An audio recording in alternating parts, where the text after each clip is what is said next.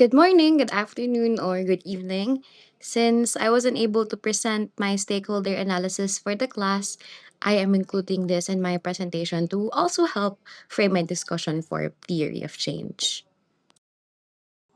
For my stakeholder analysis, I recognize that a viable and sustainable solution must not only address environmental concerns, but also create livelihood opportunities, strengthen local partnerships, and build community ownership.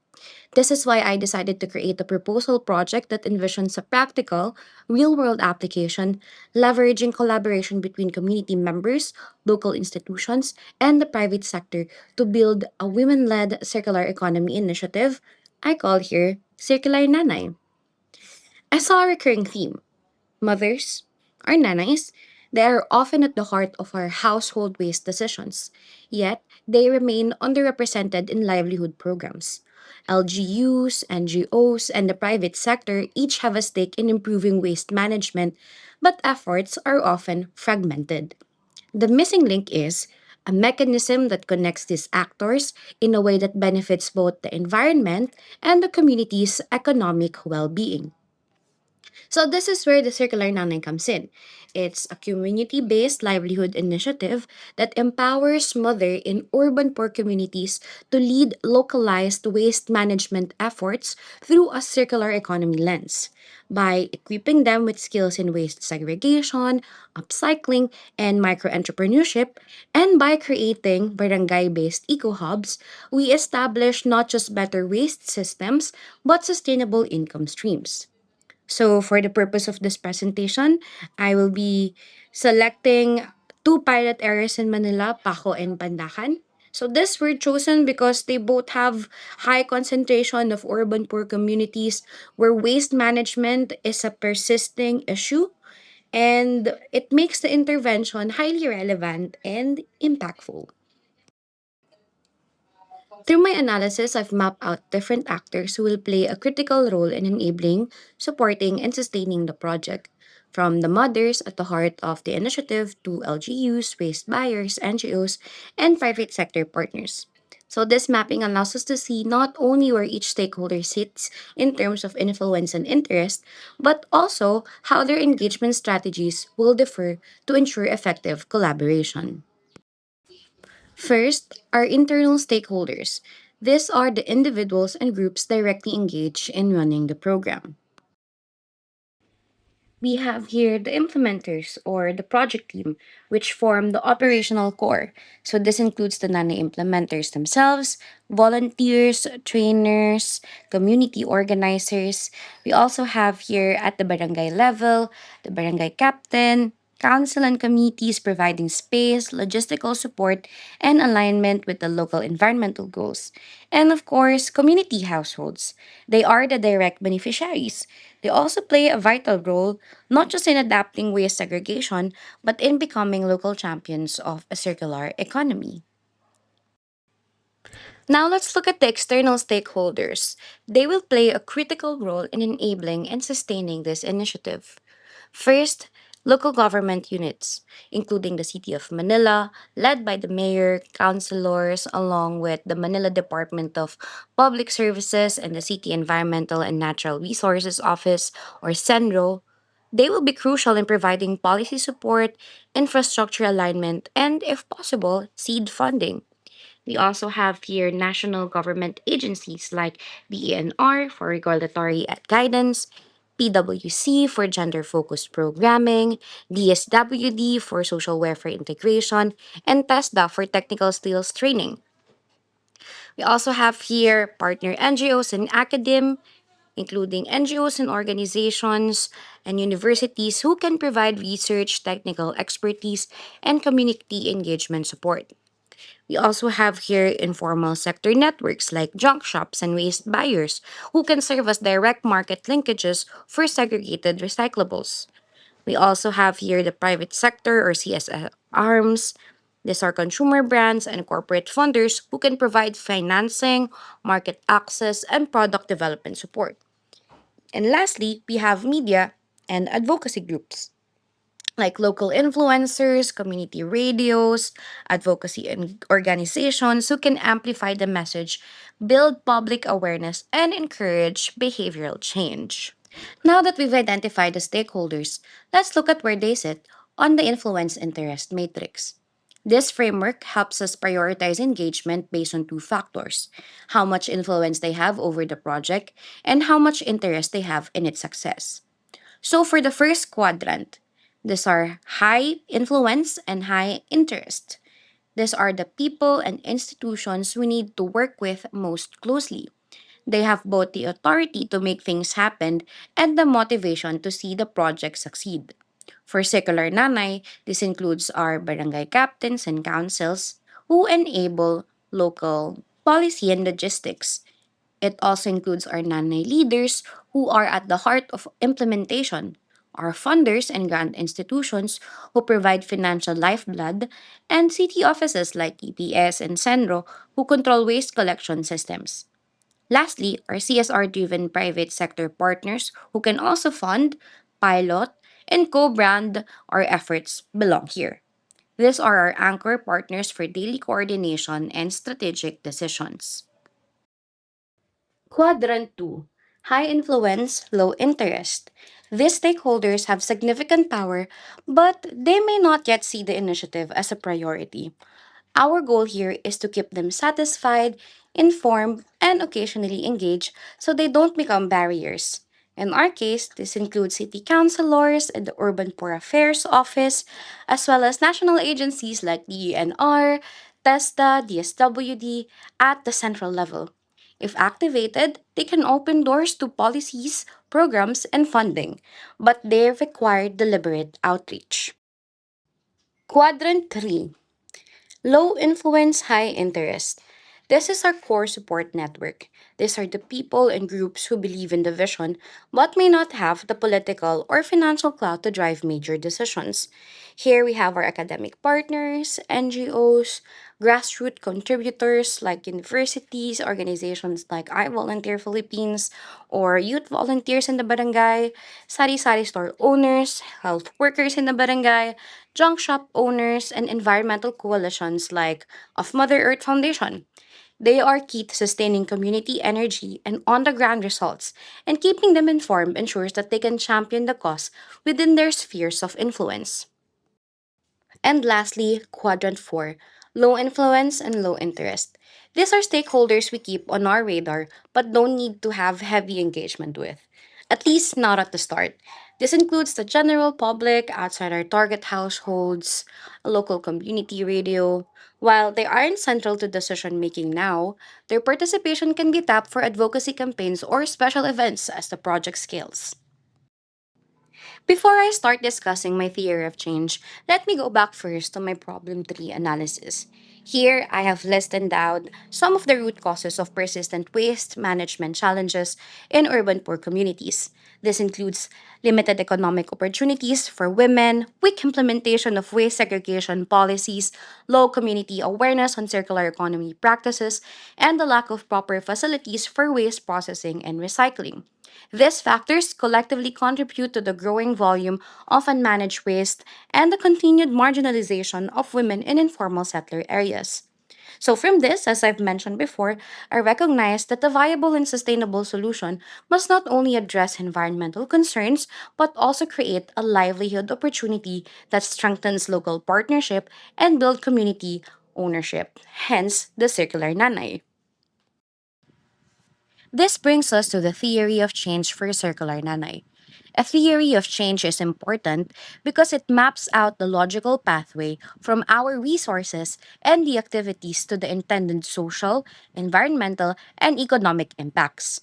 It ensures that every intervention is purposeful, measurable, and responsive to the needs of the stakeholders. In my diagram, the theory of change is organized into key components: inputs, activities, outputs, outcomes, and impact. Now, let me go through each component of this theory of change in detail. First is the inputs. To make this vision possible, we identify the key resources we need to get started. First, seed funding from our funders, will serve as the lifeblood of the initiative. This will allow us to purchase starter kits for waste segregation, basic protective gear like gloves and aprons, and small scale equipment such as weighing scales and storage bins. Second, we will prepare training modules and engage facilitators who can equip our nanays not only with technical skills in waste sorting and upcycling, but also with entrepreneurial know how like how to price their products, manage simple bookkeeping, and negotiate with buyers. For example, we can bring in local artisans to teach how plastic wrappers can be woven into tote bags or how glass jars can be repurposed into home decor. Third, we'll build strong partnerships with the barangay and local NGOs. These alliances can help us secure a space for a community sorting station, arrange permits, and even connects us with schools or offices that can donate recyclable waste on a regular basis. Fourth, we will establish designated collection points for recyclable waste. This include front of sari-sari stores, barangay halls, or daycare centers, and provide the necessary tools such as larger sacks, color-coded bins, and cleaning materials so the process is hygienic and efficient. And finally, at the heart of it all are the nanays themselves, bringing in their time, skills, and invaluable community networks. For instance, a nanay who already manages a neighborhood food stall can help spread the word and encourage her customers to drop off recyclables, while another who's active in the barangay women's group can rally more volunteers. This way, the project is not just implemented, it's truly owned and championed by the community it's meant to serve. Next, for our activities under the theory of change, we begin with capacity building workshops, covering topics such as waste segregation, upcycling, and basic business skills. Think of this as giving our nanays a starter kit, not just the tools, but the practical know how to turn waste into opportunity. For example, they might learn to transform discarded fabric into tote bags or repurpose plastic sachets into coin purses. These sessions are led by our NGO partners and facilitators, designated to be hands on so the nanays can apply what they learn immediately. This setup actually has been proven effective in similar contexts. For instance, much like what Project Pearls does under their GROW program, in their case, they source scraps and materials from external partners. Our vision, however, takes this model a step closer to home, identifying and repurposing materials directly from what is collected within the neighborhood. By doing so, we create a hyper-local value chain where the community sees the immediate impact of their collective efforts, reducing waste, generating livelihood, and strengthening ownership of the process. Next, we set up barangay supported collection hubs where households can drop off clean, segregated recyclables. Imagine a small, well marked corner of the barangay hall, accessible, tidy, and run by community volunteers, becoming the local drop and go point for materials that would otherwise end up in landfills. From these collected materials, we facilitate the production of upcycled goods. Picture a group of nanays meeting twice a week in a covered community space, sewing tote bags from old denim or weaving mats from discarded fall packs, while chatting and exchanging tips. It's so cute. We then develop local and online market linkages so these products don't stay in the barangay. They reach paying customers. This could mean setting up a booth at the weekend market in nearby malls, supplying a cafe with eco friendly merchandise, or listing the products on e commerce platforms like Shopee and Lazada. Finally, we should have ongoing monitoring, mentoring, and quality control. This is where regular check ins happen. Mentors drop by to review workmanship, share feedback, and troubleshoot challenges. It's also where nanays get to refine their craft, also discuss sales, and plan the next production cycle, ensuring quality remains consistent and profits steadily grow. Next is the output. From our capacity building workshops and community system setup, we expect to achieve a trained cohort of nanays equipped with practical skills in waste management, upcycling techniques, and basic business operations, emerging directly from the hands on workshops led by NGO partners and facilitators. A functioning barangay supported recycling system built around collection hubs within the neighborhood, ensuring a steady supply of raw materials for productions while reducing local waste. We also want to see an initial batch of upcycled products ready for sale, produced by the nanays from the materials collected locally, whether these are tote bags or sachets or any other product. We also want to establish market channels, including fairs, partner stores, and online platforms, secured through active facilitation and network building. This enables Nanay's products to reach paying customers. Next are the outcomes. These represent the longer term changes we expect to see as a direct result of our activities and outputs. First, we envision an increase in household income for participating nanays. Through the skills they've gained and the market linkages we've established, these women will not just be making products, they will be earning a steady supplementary income. This means more resources for their families, better access to education for their kids, and improved quality of life. Second, we aim for a reduction in community waste sent to landfill. By collecting and upcycling materials within the neighborhood, we are diverting what would otherwise be discarded and turning it into something of value. This lessens the environmental footprint of the community and promotes a culture of reuse. Third, we anticipate strengthened women's leadership in environmental initiatives. The Nanay will not only become skilled producers, but also advocates and role models, empowering other residents to take part in environmental solutions. Over time, they can serve as resource persons and champions for other sustainability efforts in the barangay. Finally, we see the creation of a sustainable barangay level livelihood program. This means the project is not a one off activity, but an ongoing cycle where waste is continuously collected, processed, and sold, benefiting both environment and the community economy. For our impact, in the long term, this initiative aims to create a replicable women led circular economy model that can be adapted by other communities facing similar socio-economic and environmental challenges. By empowering women, particularly mothers, in informal settler areas, we strengthen their ability to lead, organize, and innovate in waste reduction and livelihood creation. The project will contribute to the enhanced socioeconomic resilience of participating families, providing them with stable income opportunities that are both environmentally sustainable and community driven. This, in turn, helps reduce dependence on precarious or informal income sources. From an environmental standpoint, the model will make a significant contribution to reducing waste sent to landfills, turning discarded materials into valuable products and promoting responsible consumption.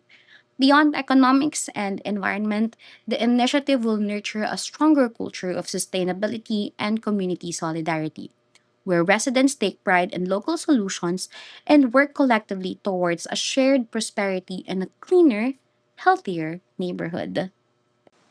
To close my presentations for this term, I'd like to bring us back to my previous presentations on my problem tree and stakeholder analysis.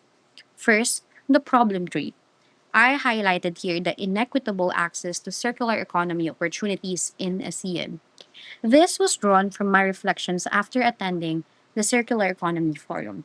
The discussions there, particularly on social equity and systems integration, underscored an urgent truth. Circularity cannot be seen solely as a technical or environmental fix. It must be reframed as a socio environmental imperative.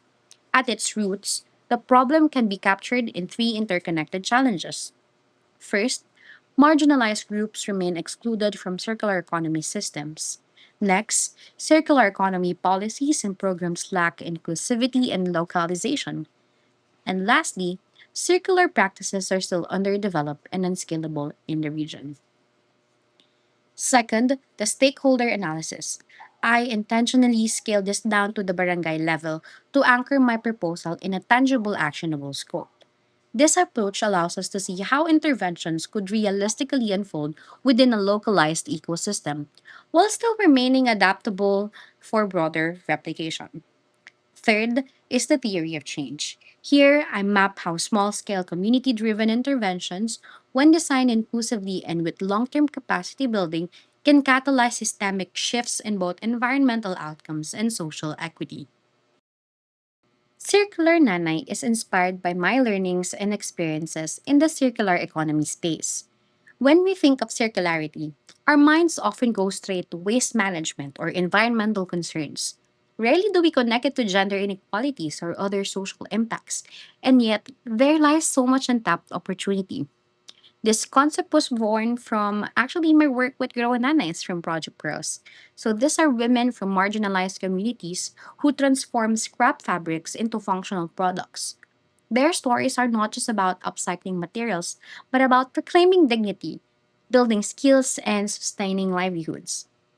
What I've presented here is a vision, one that can be refined, expanded, or adapted. But I also see it as a seed for my special project I plan to nurture and hopefully eventually bring to life. Finally, I want to end with this message. We can't have a truly circular economy if we leave people out of the circle. Circularity isn't just about materials and technology, it's about people. If only corporations and well connected suppliers benefit, we've built a closed loop that shuts out the very communities most burdened by waste and environmental harm. True circularity means inclusion, giving waste pickers, mother in informal settlements, rural artisans, everyone the skills, access, and voice to thrive in the system.